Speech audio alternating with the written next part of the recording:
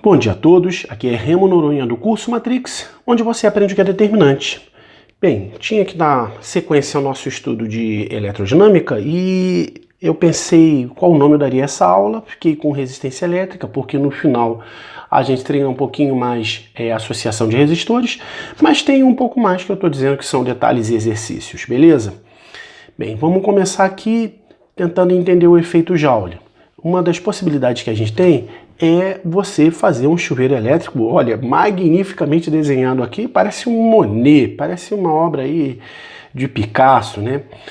E no qual a gente transforma a potência elétrica, então vamos lembrar, né? A potência elétrica, você pode pensar em termos de intensidade de corrente ao quadrado vezes resistência, pode pensar em termos de DDP multiplicado pela intensidade de corrente, ou DDP ao quadrado dividido pela resistência. Bem, você transforma isso em potência térmica. Legal, então vamos lembrar que potência de uma maneira geral vai ser trabalho multiplicado pelo tempo. Legal? Agora, trabalho a gente pode pensar em termos de energia ou pode pensar em termos de calor, que são grandezas correlatas, concorda comigo? Então, calor por sua vez pode ser a capacidade térmica multiplicado pela variação de temperatura ou a velha fórmula aqui, macete, né? Então, massa, calor específico, multiplicado pela variação de temperatura. O cuidado que você tem que fazer aqui é que muitas vezes aqui vai estar em calorias e aqui vai estar em joules. Então, tem um cuidado aí de conversão, né? Em que você tem que lembrar da taxa de conversão, 4.18, 4.2, 4, dependendo do que o exercício disser. Normalmente o exercício já diz aí, caso você não saiba, você vai ter que lembrar, né? Se a conta não existe muita precisão, a gente usa a taxa de conversão de 4, né? Para cada 4 calorias, 1 joule, né? Então, 1 joule é igual a 4.18 calorias. Aí, é aqui que muita gente dá mole. Então, cuidado, porque é muito comum trabalhar com com as unidades diferentes. Cuidado na hora da conversão, beleza? Bem, fusíveis, o que a gente vai ter? Normalmente uma peça de louça. Inclusive estão caindo em desuso, né? Então, o pessoal está usando mais disjuntor que pode ser reutilizado. Porque a ideia do fusível é a corrente elétrica passar aqui por essa peça de chumbo. E se a corrente for muito alta, efeito Joule, tem aumento de temperatura, aí o chumbo derrete. Conforme o chumbo derrete, você não consegue utilizar mais ele, né? Então tem algumas pessoas aí nada inteligentes que colocam um fio aqui para substituir, poxa, perde totalmente a função do fusível. A representação deles tem essa carinha aqui e a gente vai trabalhar com a mesma ideia, né? Sendo que o calor específico do chumbo está aqui, tanto em calorias, né, gramas, graus Celsius, como em joules. E se a questão o chumbo derreter, você tem que levar o ponto de fusão dele que está aí. Entendemos a ideia? Beleza, ou seja, a criança derrete e corta o circuito, né? Você vai ter um corte de circuito aí quando chegar a esse limite. Bem, a outra aplicação é a lâmpada incandescente, né? Nossa, eu só estou usando coisa que está caindo em desuso, né? Mas enfim, o que a gente vai ter aqui? A potência elétrica que você lança para o circuito é essa daí, né? Nós já vimos ainda hoje outras alternativas. Vamos pensar aqui em termos de resistência. Resistência é o Rho, que é uma característica do material, né? Normalmente o filamento vai ser de tungstênio, o comprimento do filamento dividido pela área. Então pode ser que, assim, numa escola que tem um nível de exigência mais alto, você tem que fazer essa conta aqui, substituir o R aqui. Então a potência, DDP ao quadrado, dividido por isso aí tudo. Fazendo a álgebra vai ficar algo mais ou menos assim, potência multiplicado pelo Rho multiplicado pelo L é igual a área vezes a DDP ao quadrado, né? Então, multipliquei cruzado e o A joguei para o outro lado.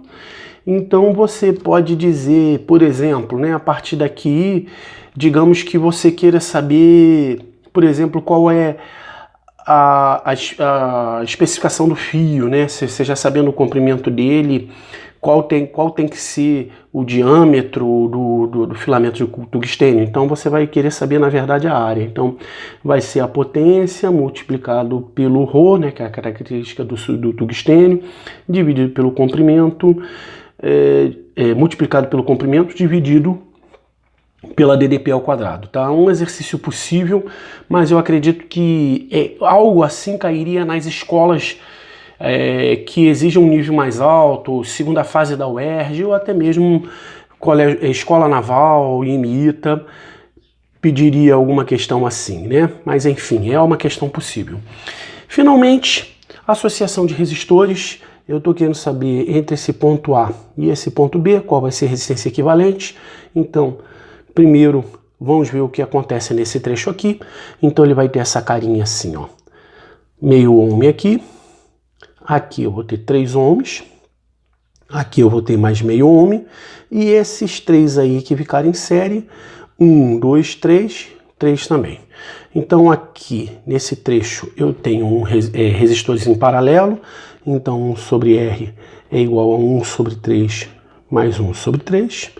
Ou seja, 2 sobre 3, fazendo que a resistência equivalente aqui seja 3 sobre 2, ou seja, 1,5. Então, entre A e B, aqui meu ponto A, eu tenho meio ohm aqui. Aqui eu vou ter 3 sobre 2 é 1,5 ohm. E, finalmente, esse daqui de baixo, vindo para cá com mais meio ohm. Então, aqui é o ponto B. Eles agora estão em série, então a minha resistência equivalente vai ser meio mais 1,5, 2, mais meio, a resistência equivalente 2,5 ohms. Tranquilaço, pessoal? Se eu quisesse ser rigoroso, eu teria que ter todos os desenhos de resistência aqui, que eu pulo na hora de fazer na prática, e eu aconselho você, se por um acaso não for uma prova discursiva, que não exija que você faça o desenho bonitinho, você pode fazer isso reto, que nem eu fiz aqui, para poder ganhar tempo. Bem, aqui entre A e B, eu tenho essas crianças aqui que estão em paralelo, vou substituir. Aqui eu tenho em série, então 1 mais 6, 7 ohms para cima. E aqui embaixo, o que eu vou ter? Ó, vou ter 3 aqui, esses dois aqui também estão em série. Então eu vou ter 6 aqui. E a partir daqui, 5 ohms. Vamos calcular essa criança, eles estão em paralelo. Então resistência equivalente 1 sobre 3, mais 1 sobre 6. O MMC dá 6, então vou ter que multiplicar aqui por 2 em cima e embaixo. Então 1 sobre R vai ser 2 mais 1 dividido por 6. Então a resistência equivalente desse trecho aqui vai corresponder a 6 dividido por 3, 2 ohms. Então ficou 7 para cima e 7 para baixo, né? Porque aqui 2 mais 5, 7. Bem, o macetão é você dizer que a resistência equivalente é a metade, né? Quando eles são iguaizinhos aqui. Vocês vão ver o porquê, né? Então vai dar 3,5 ohms como resultado. Mas eu vou mostrar para vocês. Ó, 1 sobre 7 mais 1 sobre 7. Então a resistência equivalente. 1 sobre a resistência equivalente. Não vou pular o passo não, tá? Estou raciocinando adiante, aí alguns alunos podem ficar chateados comigo. Então vai dar 1 mais 1, 2 sobre 7. Então enxergaram aqui que a resistência equivalente é 7 dividido por 2. Beleza? Então 3,5 ohms é minha resistência equivalente nesse caso. Belezura? Finalmente, uma questão de curto-circuito. Se eu tenho um fio grossão aqui, com a resistência seja praticamente zero, aqui eu desconsidero. Então a resistência equivalente desse aqui, simplesmente sobrou esse outro, né? Esqueci de marcar os pontos, né? Digamos, entre ponto A e o ponto B, a minha resistência equivalente vai ser de 2 ohms, porque esse trecho aqui, que não tem nada rabiscado, é curto-circuito, ou seja, a corrente vai passar por aqui sem ter perda nenhuma, beleza? Bem, então deixei um exemplo de exercício com um curto-circuito, olha ele aqui, ó, enxergando ele aqui, ó, beleza? Desenho o jogo da velha em cima, então a resistência daqui corresponde a 0. Então basta eu ver esse ramo aqui da esquerda e calcular. Bem, em cima eu tenho 1 e 3 em série, então, 1 e 2, né? Falei 1 e 3, já dei o resultado. Então 3 para cá. Ó, vou desenhar o tremidinho da resistência bonitinho, ó. Aqui no meio 6 e aqui eu vou ter 2 ohms. Esse trecho aqui está em curto-circuito devido a esse fio, já mostrei para vocês, então zerou. Então como é que vai ficar a resistência equivalente? 1 sobre R, 1 sobre 3, mais 1 sobre 6, mais 1 sobre 2. O MMC dessa criançada toda aí dá 6. Então tem que multiplicar aqui por 2, aqui por 1 e aqui por 3. Então a resistência equivalente vai ser 2 mais 1 mais 3 aqui em cima e aqui 6. 6 em cima, 6 embaixo. Então 1 sobre R. 6 em cima, 6 embaixo, deu 1.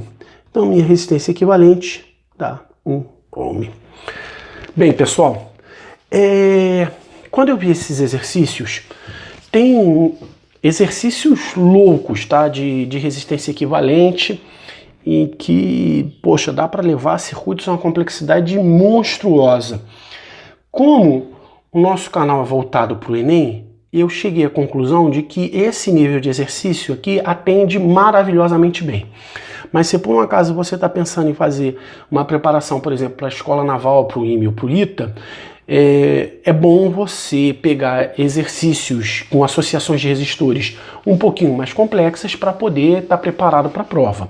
Mas, como eu já falei para vocês, se seu objetivo é Enem, eu acredito que você pode estacionar nesse nível aqui com uma certa tranquilidade, porque eu não vi até hoje na prova do Enem nenhum exercício de nível mais alto do que esses que a gente viu aí.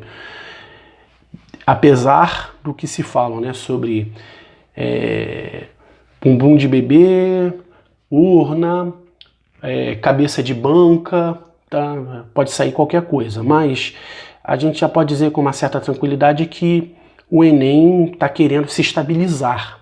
Então fica mais ou menos por aí. Beleza, pessoal? Bem, acredito que eu estou me alongando um pouco, vou me despedir, finalmente, como sempre, com aquele abraço.